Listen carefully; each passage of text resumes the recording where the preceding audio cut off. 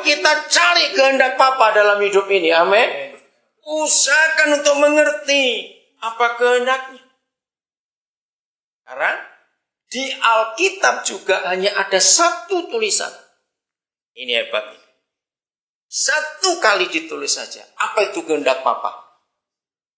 Gak ada kehendak yang lain. Cuma satu. Maka itu ketika orang Kristen rajin doa puasa. Terus kalau saya ketemu orang Kristen puasa, saya tanya, kamu tuh puasa untuk apa?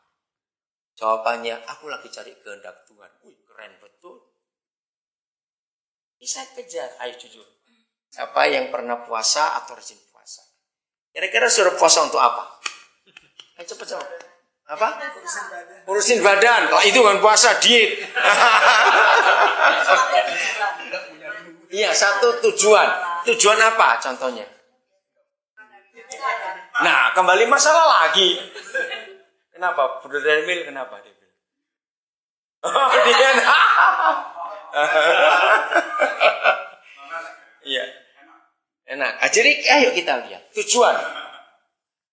Masalah jangan digumuli pakai puasa. Sayang sekali. Lu benar. Sebab masalah itu akan selesai sendiri. Jalani aja masalah itu. Justru itu yang salah. Kalau sampai ada masalah kita puasa, sangat salah.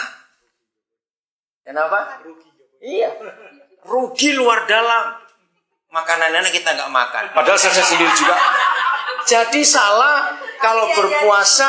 Nah itu yang ngajar salah. Sangat salah kalau puasa karena ada masalah. Tidak boleh. Itu tadi. Kita ini tanpa Tuhan pun sudah hebat. Betul nggak tadi perkataan itu? Tanpa Tuhan pun kita sudah hebat. Kenapa? Sudah langganan dengan masalah. Dari tahun berapa coba kita ingat? Oke, jadi tujuan. Tujuannya apa puasa? Ayo kita cari hari ini. Ya, betul, itu satu tujuan. Apa kira-kira? Dengan Bapak, nggak perlu pakai puasa. Nanti saya akan tunjukkan kebenaran ini. Iya, belenggunya bukan belenggu kita. Iya, belenggunya orang. Artinya apa? Kalau ada orang itu lapar, itu isi 58. Belenggu kita, kepelitan kita buka supaya orang itu kita kasih makan. Jadi kalau kita puasa untuk orang yang susah, padahal kita ini punya duit, ngapain puasa? Kasih aja duitmu. Oh enggak, amin. Ya sudah. Bingung. Oke, dengar. Puasa itu apa seharusnya? Nah, ini yang perlu kita cari. Penguasaan diri. Bukan juga. Kalau kita mau tahu soal puasa, belajar dari Musa. Ini kita harus tahu. Musa itu berpuasa bukan karena nggak makan, nggak minum. Ya, lagi sekali dengarin. Musa berpuasa itu bukan karena nggak makan, nggak minum. Nah, kalau agama-agama semua di dunia puasa itu tujuannya supaya Tuhannya kasihan.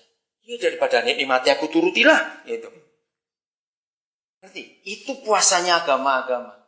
Nah, kalau kita dengan Papa kita nggak begitu. Kita puasa itu bukan soal nggak makan, nggak minumnya. Bukan. Maka itu puasa Musa itu ditulis jelas dalam Alkitab. Karena begitu asiknya, begitu sibuknya Musa ketemu Papa di surga, sampai lupa makan, lupa minum. Ingat, waktu Papa panggil dia naik, gak ada satupun kata, Musa kamu puasa. Nah ini yang luar biasa. Papa cuma panggil, aku perlu kamu ketemu aku. Ayo naik. Ya Musa berangkat. Begitu dia ketemu Papa di Gunung Sinai itu, kemuliaannya dan hadiratnya menguasai Musa. Begitu asiknya dia. Sampai dia itu gak sadar kalau itu sudah 40 hari. Seperti orang pacaran. Betul gak? Kenapa orang pacaran? Kita dulu lah. Pasti muda-muda pernah. Kenapa orang pacaran itu kenyang terus walaupun gak makan?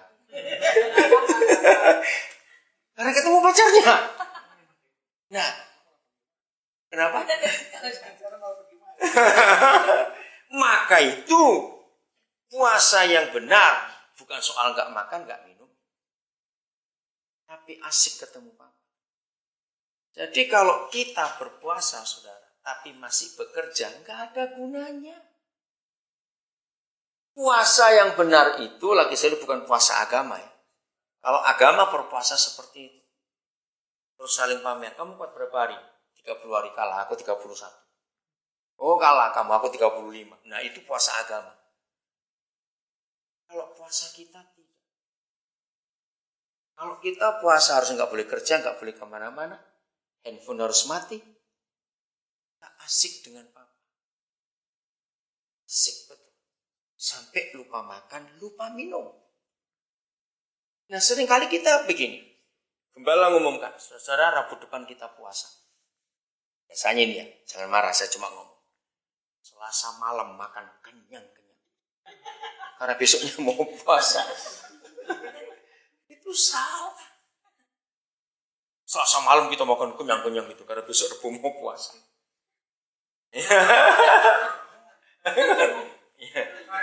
Habis ini makan.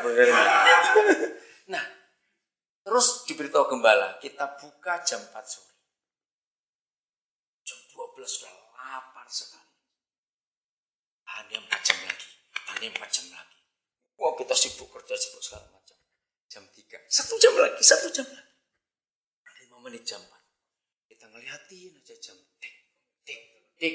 Begitu jam 4. Hore, Tuhan terima kasih aku sudah puasa. Terus doa, terus makan. Bukan itu puasa. Itu puasa agama. Lagi sekali, puasa kita. Itu bukan soal nggak makan, nggak minum. Soal kita jumpa. Nah begitu pula ketika Yesus mengatakan, dan banyak orang salah ngerti. Jenis ini nggak bisa diusir tanpa doa dan puasa. Nah konsep agama dengan ayat itu. Makin lama puasa, makin sakti ya. Dan setannya aku usir nanti. Itu salah. Jenis ini nggak bisa diusir kecuali dengan doa dan puasa. Artinya ini lain. Ayo kamu menyendiri dengan aku dulu sambil puasa itu. Nah waktu kamu menyendiri dengan aku beritahu strateginya. Yang setan ini tuh kayak apa? Nah percuma kita doa puasa tapi nggak dengar Tuhan ngomong apa-apa. Cuma nggak makan saja, nggak minum, nggak ada gunanya. Jadi puasa kita itu karena bersekutu. Coba baca Keluaran 25 ayat 40 dulu. Nah, ini Musa puasa, dia terima sesuatu dari Bapa. Keluaran 25 ayat 40. Ya, bacakan bahasa Belandanya juga. Ya, Fred, bacakan bahasa Belandanya boleh. Nah, model katanya. Di atas gunung itu, waktu Musa puasa, ada model, ada blueprint tentang kemah suci yang mau dibangun. Jadi setiap puasa kita harus mendengar Papa bicara apa kepada kita. Kalau sampai kita puasa budek, percuma. Itu cuma diet tadi. Baca ayat 22-nya, pasal 25. Lihat itu. Ada 2 kata kerja penting. Ya, tunggu dulu ya. Meet. Ya, ketemu itu. Oke? Ketemu di sana. Ya, terus. Di atas tutup pendamaian itu.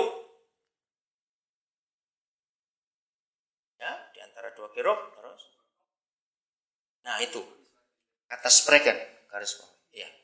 Aku akan berkata kamu tentang apa? Hal spreken. Terus. Nah. Keluarkan 2 kata kerja itu. Bertemu dan berbicara. Saudara, pegang firman ini. Apalagi ini perjanjian lama. Dengar baik-baik. Menurut saudara, anak-anak Tuhan di perjanjian lama atau di perjanjian baru yang lebih gampang jumpa Papa di surga?